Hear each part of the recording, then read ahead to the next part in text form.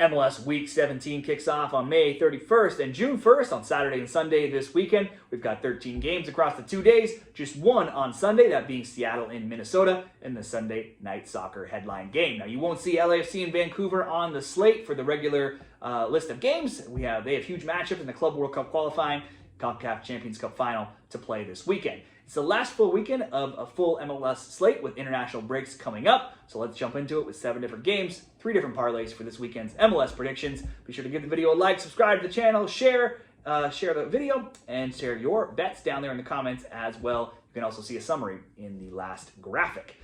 Parlay number 1, we'll look to 2 different games here. Cincinnati, DC United. Cincy already went to DC this season and they won 1-0 in April. Now they'll get them at home, where Cincy is 5-2-0. They're one of 2 teams yet to lose a game at home. Scored multiple goals now in 5 of their last 6 games as well. In all matches, though, Cincy has a 1-1 draw, 4-2 loss, and a 3-3 draw in their past 3. You would think that Cincy should win this game. Their defense, though, has been abysmal lately. Miazga's still not fully fit. It's showing, plus Hagelin suffered an injury, and he's out as well.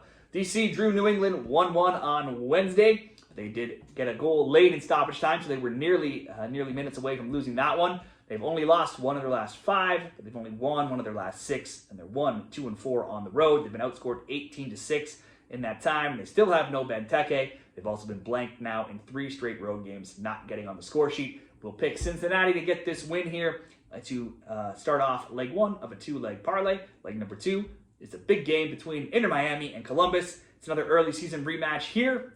The last meeting saw Miami win 1-0 in Columbus in April. Last year, Miami won 2-1 and 3-2 in MLS, and Columbus won 3-2 in the League's Cup. This season's 1-0 result was a very rare, low-scoring game between these teams. The both teams scoring over 2.5 has gone 6-1 in their past 7 meetings. On Wednesday, Messi and Suarez scored a brace while both added an assist. Miami snapped a 4-game winless run, and they got their first win since May 3rd. It's still only 2 wins in 9. They've given up multiple goals now in 8 of 9. The both teams scoring over 2.5 is 7-1. They got the 4-2 win on Wednesday against Montreal. The Herons did see a host of injured players, though, in that game. Alba, Avias, and Luan all left that game with injuries. Columbus was down 1-0 and 2-1 to Nashville, but a late own goal saw the Crew draw that game level 2-2. They also suffered an injury, losing keeper Patrick Schulte with an oblique injury.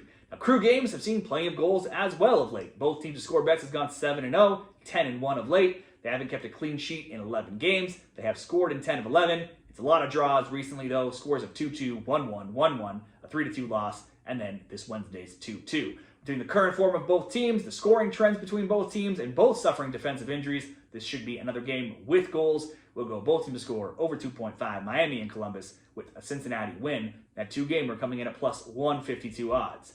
Let's do another 2-gamer. Saturday night here, New York and Atlanta. These teams played once already this season. A 0-0 draw in Atlanta back in March. Last year when they played, it was 2-2 and 2-1 for Atlanta. Atlanta took advantage of an Orlando red card this week, and they mounted a comeback on Wednesday, going down 2-1. They drew 2-2, nabbed the winner in stoppage time to win 3-2. Diarry scored the winner. He has 3 goals in his last 4 games, coming on strong as a super sub. The Red Bulls had a 6-goal thriller with Charlotte on the midweek card. They won 4-2, and they also won 2-0. And drew 2-2 in PKs, went on to win in the U.S. Open Cup in games prior. Forsberg was rested on Wednesday. Choupo-Moting came off the bench to score 2 PKs. Both should be fresh for this one. At home, they are 7-1-1 in all matches, and they've scored in every single home game and multiple goals in 8 of 9. So it shouldn't be a question of if New York can score, just a question of if Atlanta can score. But when I had given up on Atlanta a couple games ago, and then, of course, they came out and exploded for 7 goals and 2 wins in their past 2. Those 2 games were both at home. This one's on the road. Obviously, they're not as great on the road as they are at home. They do have some momentum. I'm not going to pick them to win, but I think they could score. They have scored in their last 2 road games. So we'll go both teams to score, New York and Atlanta. And then to Toronto and Charlotte. Toronto hung in with the Shield contenders Philadelphia Union on Wednesday. They even took the lead with a late Bryn Hilton 75th minute goal, but in typical TFC fashion, they still came up short, and they conceded in the 86th and 92nd minutes to go on to yet again lose, this time 2-1. Giving up those late goals to Philly means TFC's conceded a goal now in 13 of 16 MLS games. TFC still has just 3 wins on the year, only 2 wins in 8. That came against DC and a Montreal team playing down a player. Bernardeschi was suspended on Wednesday. Insigne was on the bench, so you would expect both DPs to be fresh and back in the lineup this weekend. Charlotte, on the other hand, was up to typical Charlotte things as well for them in their midweek game. They scored some goals, they got 2, but they allowed some goals, they allowed 4, and they lost 4-2 on the road to the Red Bulls. They have been one of the worst road teams in the MLS at 1-1-6, where they've been outscored 18-9. The Crown have won just once in 6, twice in 9 overall matches in all competitions, and all of their games have been exciting lately. The both teams to score over 2.5 has gone a perfect 8-0, and even the both teams to score over 3.5 has gone 7-1. Only 4 teams have seen a higher average goals per game in their matches than Charlotte's 3.3. Last year when they played, both won at home. TFC 1-0, Charlotte 3-2. Basically, Toronto's games are usually lower scoring, Charlotte's are higher scoring. Toronto has been fighting in most games. They don't win, they keep things close. They're capable of at least getting on the score sheet. They are at home, but they always give up a goal. Charlotte's been scoring and conceding in every one of their games, so we'll do another both teams to score, do a 2-gamer, both teams to score, Toronto, Charlotte, and New York Red Bulls and Atlanta. That one coming in at plus 159. And parlay number 3, we'll cover 3 games. This one covers an early Saturday afternoon game, a late Saturday night game, and a Sunday night soccer matchup. Starting with Nashville and New York City FC, the Yotes are flying 8-4-4, third in the East, 28 points. They drew Columbus 2-2 on Wednesday. They haven't lost any of their past 9 matches now. They've piled up the goals with multiple goals now in 5 of 6, a total of 11 goals in those 6 games. As long as Mukhtar and Surridge are on the field and get the start, they should continue to get on the score sheet. Those two have contributed to nearly half of the goals Nashville scores. New York City FC aren't far behind. They're 7-3-6 with 24 points to come in 8th, but they did lose 3-0 at home to Houston this week. They'll be on the road here, and they struggled away from Yankee Stadium. New York City FC won 3-4 on the road. They've only beat Toronto while scoring only once in their last 4 road games. Last year between these teams, both won at home. Nashville 1-0, New York City FC 3-1. And in these 6 all-time meetings, no road team has ever won with home teams going 5-1-0. If you want a winner, this has to be Nashville. They're minus 120 or so at home. That looks like a good bet all by itself. Or they simply, in a parlay, to score is a very simple, low-hanging fruit here. Last time, though, we did see weekend games after midweek games, very low scoring. So I'm going to be a little safer and just ask Nashville to score because I'm going to do it in the parlay. But Nashville to win, a great bet by itself. Late in the night, LA Galaxy, Real Salt Lake, 2 bad teams meet here in RSL, 12th at 4-3-9, LA 15th, 4-12.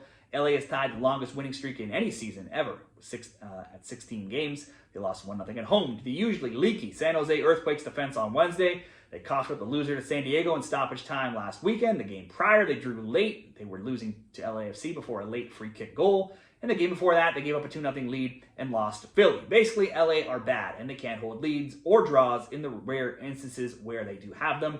But they've been hanging around in most of the games lately, and someday, sometime soon, they have to get a win at some point. No team's going to win every game. Maybe this could be one of their best chances, but when you've not won in 16, it's not really a team you want to be betting on. RSL hasn't had much success this season. They only have 4 wins in 16 games. One of those did come against this LA Galaxy team last month in Utah. They got the 2-0 home win. But since that time, they've only won once. They have 0 wins in their past 6 themselves. Only once in those 6 times have they scored more than once. And only once in 9 games have they kept a clean sheet. Like I said, could be a good spot to try to pick an LA Galaxy win, but they just keep finding ways to lose. So I would just ask LA Galaxy to score, and I'm hoping that those simple selections of the Nashville and Galaxy just to score will keep the parlay going into Sunday night, where we have Seattle and Minnesota. It's Sunday night soccer, and the only game for the MLS on Sunday. Jesus Ferreira got his first goal as a sounder, and it was the game's only goal. Seattle beat San Diego 1-0 at home on Wednesday. That keeps Seattle as one of only 2 teams who have still yet to lose at home, and that's where they'll be here. The Sounders have won back-to-back 1-0 games. They have just 1 loss in 9, and that loss was the only time in that time where they have given up more than 0 or 1 goal in a game. They've not been piling up the goals themselves, though, either, with 3 goals in 4 games. The Loons played Vancouver and drew 0-0 on Wednesday. They drew 1-1 in the previous game prior, and they have only lost once in 8 games and only twice in their last 17. Now, in 3 meetings last year between these teams, Seattle won 2-0 in MLS, 2-0 in Leagues Cup, and 3-2 in MLS. The Sounders have owned the Loons, being 7-1-0 in recent seasons. If you go further back, Minnesota only has 1 win in 17 all-time meetings against the Sounders. This season, both teams are among the top defensive teams in MLS. Minnesota are tied for the second fewest goals allowed in the league with 14, and they have the most clean sheets with 8. Meanwhile, Seattle aren't far behind. They only have conceded 19 goals to go with 5 clean sheets. Both teams have gone 9-7 to under 2.5 totals. then 12-4 Minnesota, and 11-5 Seattle to under 3.5 totals. To me, this looks like a close game here. Under 2.5, minus 150 could be good enough on its own. The draw, a plus 240, certainly great odds. Or in this parlay, under 3.5. I don't see a lot of goals coming in this game against two top defensive teams. We'll go under 3.5, Seattle, Minnesota. LA Galaxy to score, Nashville to score, coming in at minus 129. If you drop that to under 2.5 in the Seattle, Minnesota game, you could get yourself up to plus 136. That will wrap up this weekend's 3 parlays over 7 games for the MLS Best Bets. Good luck with yours. Check the link in the comments of this video as well. You can score some free bonus money at top sportsbooks like Bet365, DraftKings, Caesars, and more. The link is signupexpert.com/shredthespread. You can find it in the comments.